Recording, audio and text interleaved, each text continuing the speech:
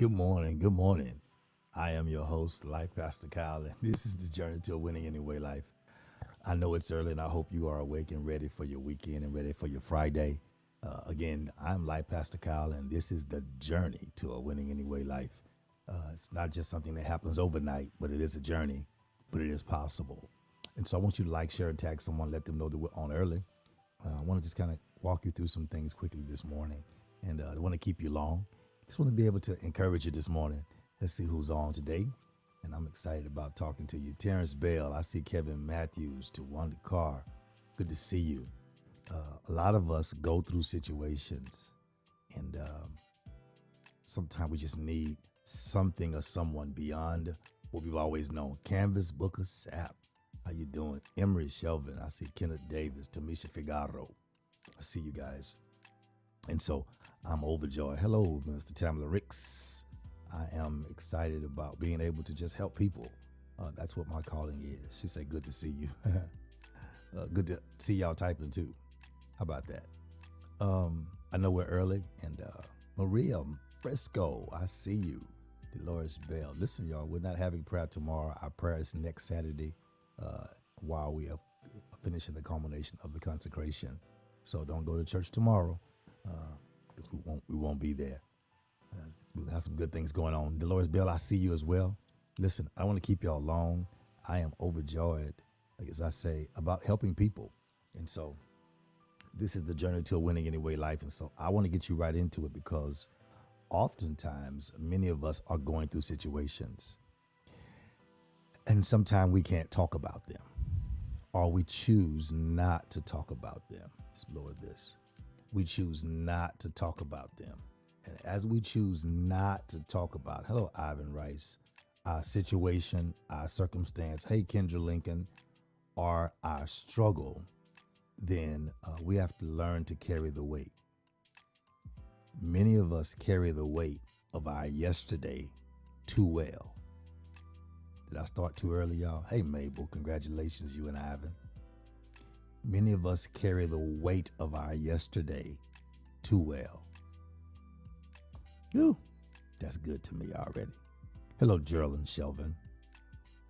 What I mean by that is many of us carry the weight of our yesterday too well because we're supposed to get over things and get past things and let go of things. But most of us have gained carry muscle and we carry too many things too well. Hey, Andrea Thomas, we can be hurting, mad, frustrated, but we've learned how to carry it so well as to where we've not mastered casting our care. And because we've not mastered casting our care, then we carry our cares. And sometimes those cares are not ours to carry. And so it ends up being something in our life. Hello, First Lady. Ends up being something in our life that we have to shift. And oftentimes we don't shift it soon enough. So we end up calling it, hello, Deja Young. It ends up being part of our adversity. Now, adversity is not always something that comes against you. Sometimes the biggest you against you is you. And so we have to make a diversion this morning to make sure you're not causing your own adversity. I know I started early. I'm giving some people an opportunity to get in. Mabel Rice says it's not ours to carry. No, ma'am, it's not. It's not ours to carry. And so we tend to see adversity as anything that is against us, anything that comes against us, when in reality, that's not always what adversity is. It's like going to the gym. Everything is not against you. Yeah. Sometimes the things or weight that is against you is actually for you. Hey, Vanessa Davis, good to see you. Sometimes the weight that's against you, it's for you. We call it resistance. So let's talk this morning. Let's talk. I'm ready to get in here because whenever we talk about winning through adversity, it's almost like saying winning anyway. You really have to go against some things in spite of how it looks, feels, and is being perceived. Until we're serving our purpose, I'm coming, Maria. Until we're serving our purpose, we're not really living a winning anyway life. Oftentimes we say we are, and we say the phrase, I'm winning anyway. We go through all this because we are dealing with something. But it's a difference in dealing with something and winning at something. A lot of people are dealing with things. Hello, Dakisha Haynes. Good morning, Rosalind. Shoot. A lot of people are dealing with things, but it's not the fact everybody has to deal with something. But the question is, are you winning and developing with what you're dealing with? So I want to talk this morning about winning through adversity. Is that okay? Let's talk about it. Because again, until you're serving your purpose, the original intended reason for the creation of a thing or a person, until you're serving your purpose, you're not living a winning anyway life. For example, a bird is not made to crawl. A bird is made to fly. A fish is not made to run. A fish is made to swim. Watch this. After a baby bird sees the mother flies and he learns to use his wings, and the mother throws the baby out of the nest so the baby can learn to fly, it may not fly immediately, but then the mother grabs the bird, takes it back up to the training ground, throws it again until the bird learns to fly. Why does the mother do that? The mother does it because the mother knows. I'll take you a little further. There's no fish that is born in a school of fish or around fish. Nobody has to take the fish out of water, rub it, pet it, blow on it, and then do like this. No one has to teach the fish how to swim. The fish follows what's going on, and eventually it gets from point A to point B. Because a bird, the mother bird, knows that her child has what's in it to do what's necessary to develop. Let's go further. So a bird knows that its baby is created to fly because that's its purpose. Here we come, Rosalind. A fish knows that any other fish it has is made to swim because that's its purpose. Man has yet to understand that we were created to have dominion. And until we understand we were created to have dominion, we'll not live in our purpose. We'll always have adversity. Now, we're all going to have adversity. Good morning, Brittany. But even having adversity does not mean you should not have dominion over it. Dominion over the fish of the sea, fowls of the air, and every living thing. Which means our purpose is to have dominion. Got it? That's our purpose. That's how we're going to win through adversity, is to have dominion. A chair is made to hold you. Good morning, Chris. And very often people will use a chair. I do it sometime here every now and then, clowning and doing something, to change something or to put something on a high shelf. We'll grab a chair.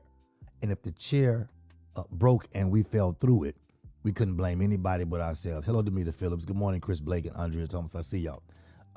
If we fell through it, it's because it was not created to hold our feet.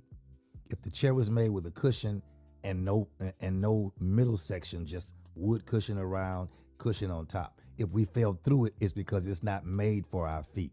That was not its original purpose.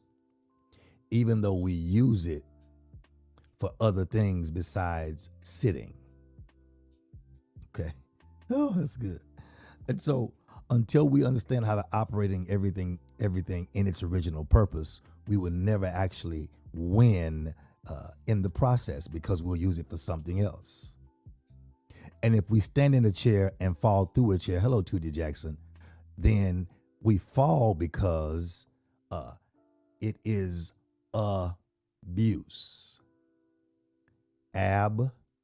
Abuse. Abnormal use. Abuse. It's not created for you to stand in it. It's not created for you to knock flies off the wall. Good morning, Deja Harris. It's not created for you to reach up and paint on a chair. You need a ladder. So it's abnormal use. So when you use things in an abnormal use, there's a greater possibility of abuse. That's what it means. Hey, Donna Wade, bless you. She said Lady Kyle. It's Lady Kyle, no S on it. We're the Kyle family. Kyle, Donna F. Wade. I'm messing with her. I know people always say, you Kyles. No, we're Kyle. It's my daddy's name, Kyle. Y'all got it? Let's have some fun. So when you learn to win through adversity, then you have to put yourself in a place where everything becomes evaluated.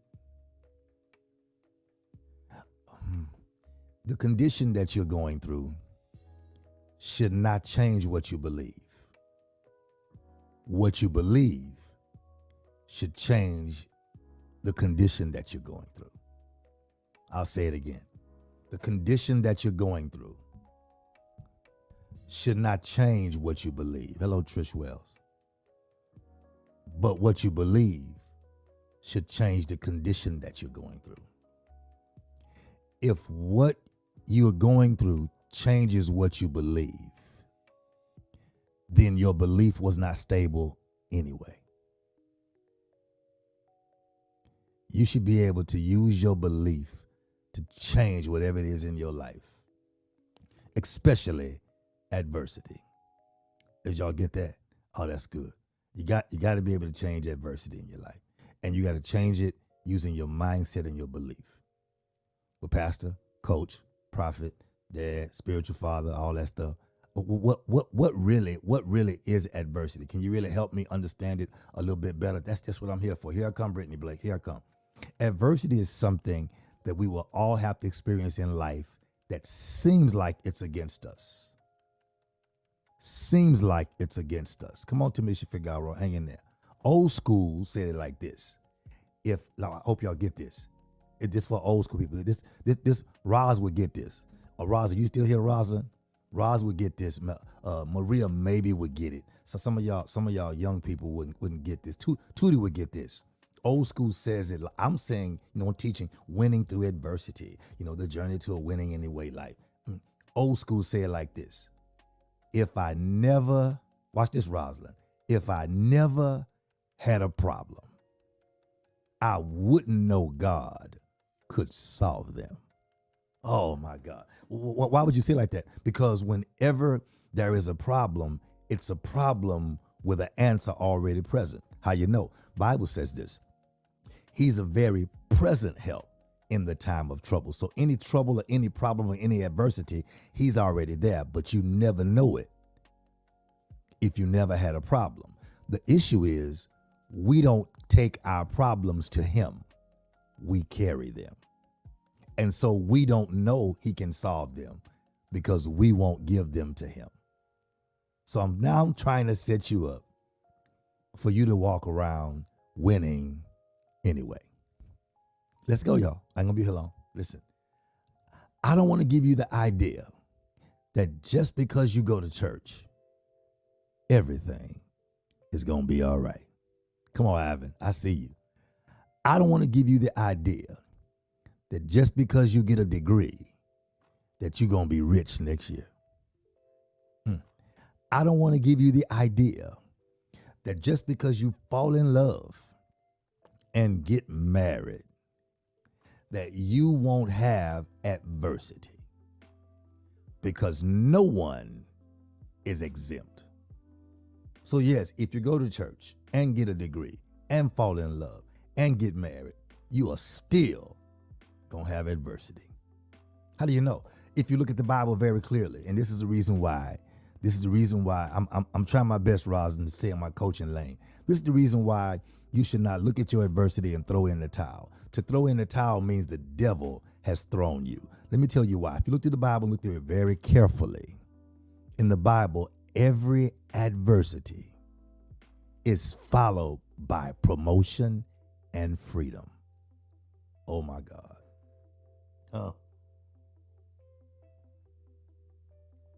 Did y'all see that? Y'all see that in the spirit?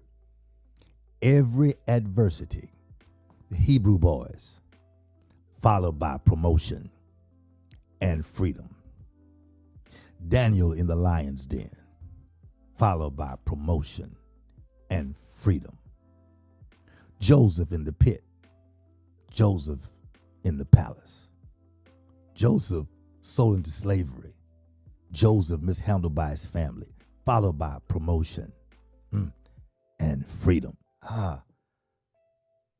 Ruth losing her family and husband, but stayed consistent, followed by promotion and freedom. Oh, y'all not with Mabel going through, followed by promotion and freedom.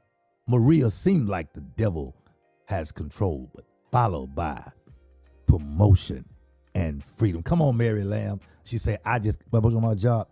It's confirmation for me. Yeah, I'm always confirmation. That's my purpose in life. You don't get it. Dolores Bell seemed like losing everything. Papers not coming on time. License not on time. City not following the word.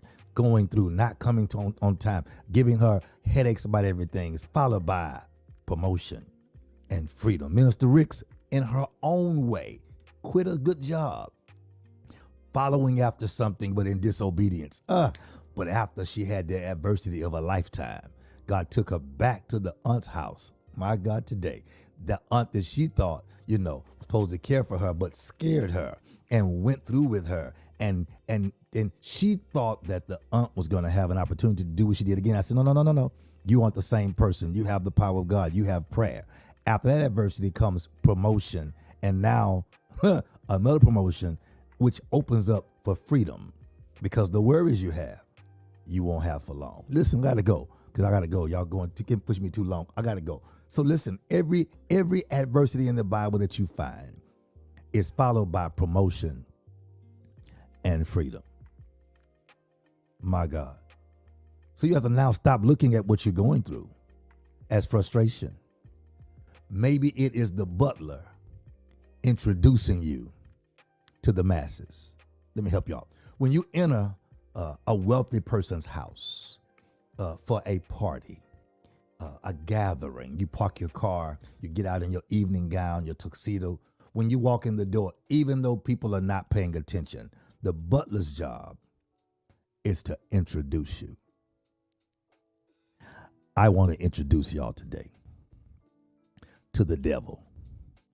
Devil, since you've been in our life trying to wreak havoc, today I want to present to you Miss Freedom, Mrs. Delivered, Mr. Promoted, Mr. Wealthy, Mrs. Wealthy, Mrs. Delivered, Mrs. Whole, Mr. and Mrs. Healed. Why? Not because I'm here. I'm who I am because of what I've been through. So today, if I was preaching, I'd introduce you to who you are becoming. Because it's at that house that you make connections. It's at that house that you meet other people that are on your level. It's at that house you don't look over your shoulder because everybody's on the same level, because everybody has been through something and realize I'm only who I am because of what I've been through. So every adversity in the Bible that you see is follows promotion. It's followed by promotion and freedom. I give you Bible. Good morning, Renee Hughes. Listen. Ecclesiastes 7:14 says this: in the day of prosperity, be joyful. So all those folk who mad at me because I'm doing well now, I could care less. Let me tell you why, Rosalind. They said nothing. You were there when I had my old car in the old building next door. You were there when the paint was coming off my car. You were there when driving a Hyundai. Drive. You were there. In the day of prosperity, be joyful. I'm joyful now. But watch this. In the day of adversity, consider. What do you mean? When I'm going through, I need to consider some things. The Bible says God has also set the one over against the other, to the end that man should find nothing after him. Got it? Message Bible says, on a good day, Enjoy yourself. I am so overdone being done with people who wake up with an issue. I'm like, come on, listen, you're awake. I know you don't want to go to work, but you are alive and have a job. Find a way to be grateful and stop complaining so much. On a good day, my Bible says, enjoy yourself. On a bad day, examine your conscience. God arranges for both kind of days. Wait a minute, you mean I have adversity because God's allowing it? Yeah. So watch this. This Message Bible. God arranges for both kind of days. Ecclesiastes chapter 7, verse 14, Message Bible. So that we won't take anything for granted. And most of us still take things for granted after all the Lord has done for us. Okay, I gotta go. I gotta get ready to go. Listen. So here's why you need to now examine your conscience. You need to now pay attention to what God really wants to do in your life. Because if on a good day I should enjoy myself, on a bad day I should examine my conscience. I should examine the adversity in my life. Why is it in my life? Let me show you why you must be careful. Because God will use adversity, number one, to get our attention. Because some of us don't come to God until we have adversity. We're not serious about our prayer life until we have adversity. We're not consistent even at church or in church until we have adversity. So number one, God will use adversity to get our attention. Yeah, he will. You know he will. You know he will. You thought God was clowning you. You thought God was mad at you. Good morning, Lester Blunt Jr. You thought God was frustrated with you, when in reality, he was just trying to get your attention. Number two, God will use adversity to remind us of how much he loves us. Because even though adversity will come, God will help you win through it. You know what? Yeah, God will use adversity to help you win through it. So you will know, in spite of me, he loves me. In spite of what I know about me, he still loves me. Number one, he used to get our attention. Number two, to focus on how much he loves us. And number three, God will use adversity for our own, based on Bible, for our own self-examination. Y'all got it? It means God will use it to make us say, let me see why this is in my life. If I'm going to apply the Bible, when I'm having a crazy day, I need to really evaluate. Now, here's the problem most of you, us all, everybody have. When there's a bad problem, we have a tendency not to evaluate ourselves. We have a tendency to say it's because of somebody else. Here's the question I have for you. How did they get in your life? Well, they're not in my life. I have to deal with them at work. How did they get so close that they dictate or determine your day? How is it? How they act can control your gratefulness, can control your thankfulness, can control you having a good day. Number three is for our own self-examination. Number one, God will use adversity to get our attention. Number two, to remind us of how much he loves us. Number three, number two is difficult because it is mental abuse that God has to go through when he has to use adversity to remind us of how much he loves us. Because he just wants to show us love. But because we have such a warped vision or idea of what love is, love to some people is abuse, whatever it takes to abuse, abuse, whatever it is. So God has to allow adversity for us to pay attention to how much he loves us, because he can't just give us pure love because we're not consistent with that. Hey, Shay Williams. So he has to let adversity come, then deliver us for us to say thank you. Because we're not grateful with the day. We're not grateful with life. We're not grateful with waking up in our right mind anymore. Old folks will say, give unto God who's the head of my life, giving me life, health, and strength, and a reasonable portion of health and strength in my right mind. Come on. Anyway, so number 3, he used adversity to focus on our own self-examination. Number four, God will use adversity to cause us to reevaluate our priorities. Oh my God. What? Yeah. Many of you have a lot of priorities, but you have the proper purpose in priorities, but they're in the wrong place. So in the wrong place, they end up being abused, abnormally used. Many of you love God.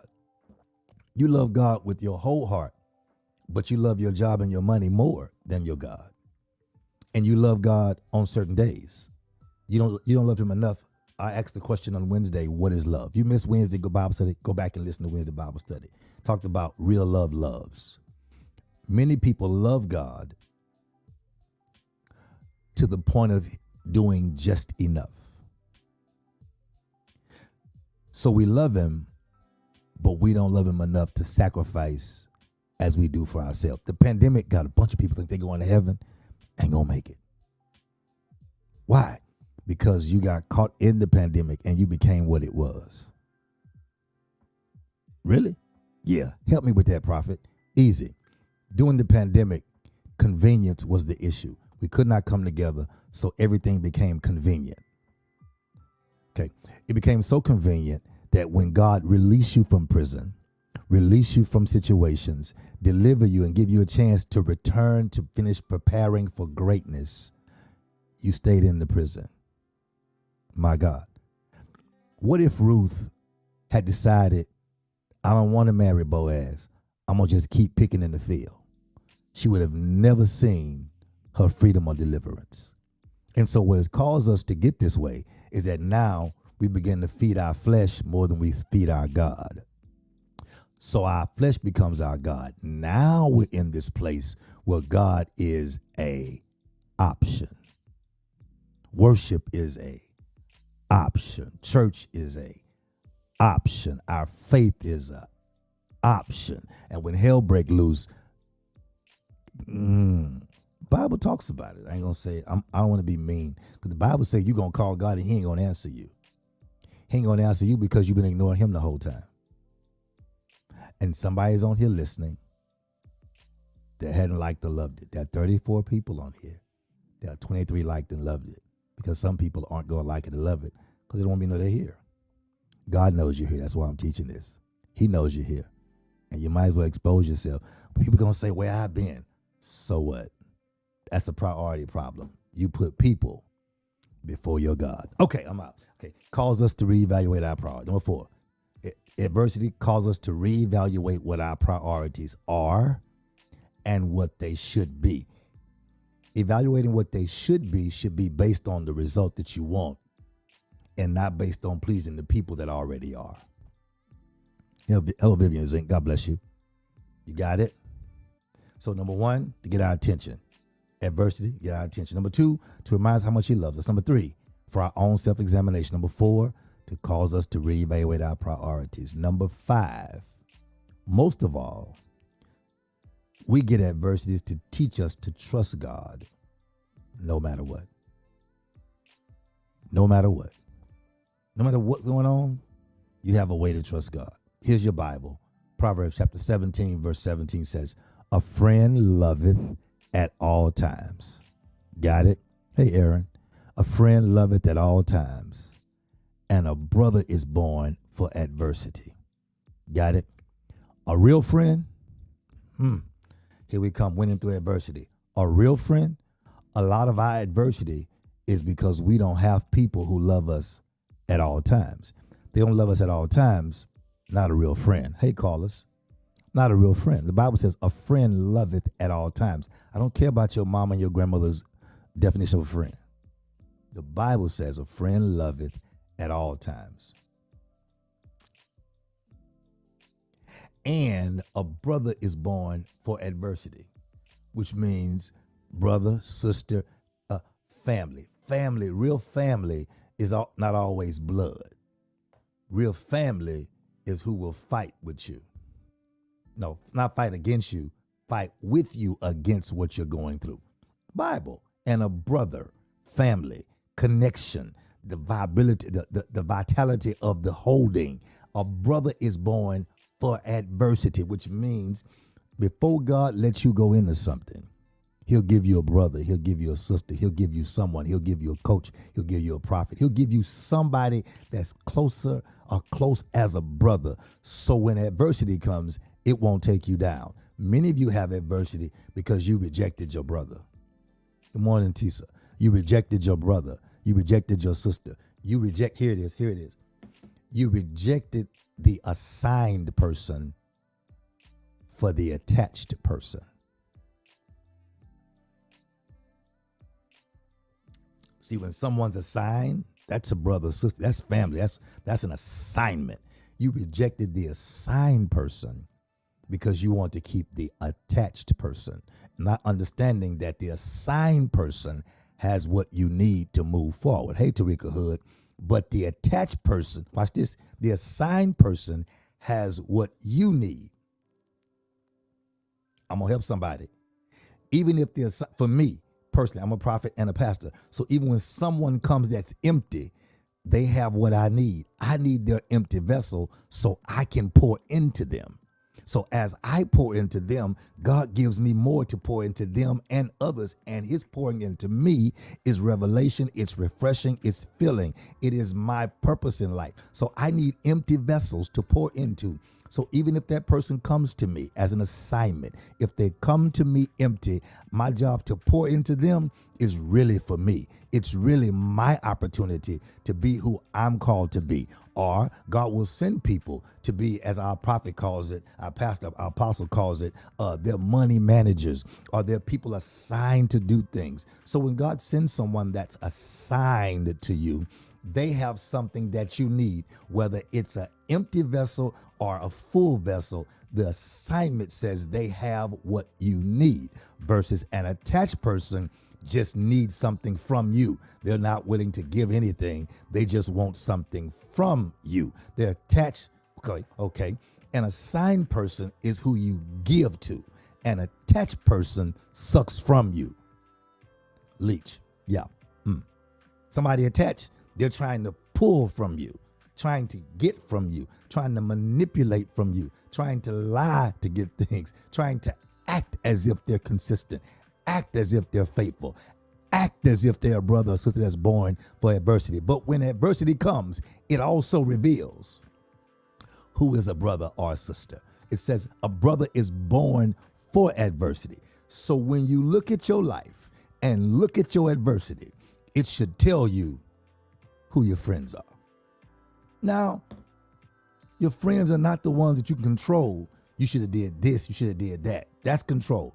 That's not, your friends are the ones who to give you what you need, not what you want. And all the time, Anita Phillips, when you're going through, you don't know what you need. You don't know what you need. You know what you want, but you don't know what you need. If you're frustrated, you don't need a friend that's going to bring you a bunch of weed and a bottle. You don't need a friend who's going to help you go through. You don't need a friend who's going to assist you in going through. You don't need a friend who's going to comfort you in going through. That's an attached person. What you need is somebody who's not going to let you go through too long. Even grief too long is dangerous, because grief too long says eventually, I don't agree with God. If God allowed it to happen, you can't stay in grief too long. You grieve as much as it takes for you to deal with what you have to deal with, and then get yourself together so you realize, I can't go against God. God allowed it. If you stay too long, the devil will have you against the God of your own salvation. And now you're in jeopardy of losing your God because you decided you don't want to agree with God because you're in your feelings, because God didn't give you somebody to personally in your flesh keep longer than you should have, because you didn't develop, because possibly you were just sucking off of them. I got to go. Hey, Dr. Eric Hoskins, God bless you, man. Good to see you. And so right there, Some of you traded your assigned people for attached people. Can I go a little further? I gotta go, y'all. I gotta go further. Listen, and I gotta go. You gotta teach. You gotta learn how to treat the people who are assigned to you. Just because they're assigned don't mean you get to dog them out. I can't stand people who holler, well, you saved, you should do this, and you saved, you got to forgive me, and you got, God, I can't stand people like that because they're trying to use the cross for their manipulation. The devil is a liar. No, you going to value me or you going to miss the grace that's on my life. Because here's the deal.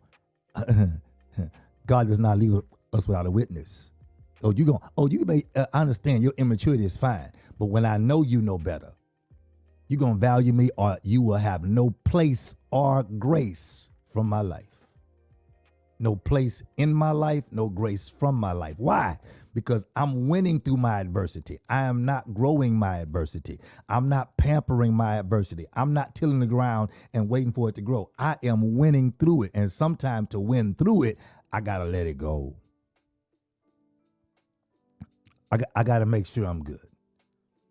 Because in these times, adversity is very, very, very, very, very strange. You got to pay attention to it very well because you'll seem to think, well, it's just life. No. I was created to have dominion. So anything that comes against my dominion, I need to check it. I need to have my own self-evaluation, examination. Listen, I got to go, y'all. It's been a great morning. Does anybody feel a little stronger now? Anybody feel stronger now that you can win through adversity? Anybody feeling better right now? Is anybody feeling better? Hey, Tariq, I see Tariq Hood. Anybody feeling better right now? If you're feeling better, I gotta go. I want to make sure you go. I see. Anybody get anything this morning? Yes, Lord. I know this year my Winning Anyway will be more Winning Anyway ministry than Winning Anyway coaching. Coaching will be in person, but ministry is what I do. And so I'm so excited that all of you took the time to get up earlier this morning and get on. There are 43 of you, and there are 32 of you like to love. Just hit the like or love button. Let me know that you were here so I can definitely appreciate you. I go back through these and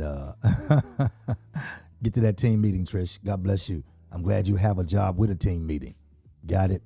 And so, again, y'all, consecration starts on Sunday. Let's make sure we be there on time, 10:15. It's going to be a wonderful day today on Sunday. Today is Friday. Let's enjoy the day supernaturally. It's the day before Sabbath. Oh, my God. You should get some rest and get your mind ready for worship.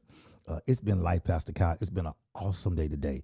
I got some good things to do, and I got some good things to take care of, and I'm excited about what's about to happen in the earth realm, not just for Greater Truth, but for everybody, because God's doing something, and that's why we have to learn not just how to win, but win through adversity. So when adversity comes, we know we're going to still win. Y'all didn't hear me. We're going to still win. I don't hear nobody. We're going to come on. We're going to still win. Win how? We can have adversity, and whatever comes, we're going to still win anyway. I'm out of here.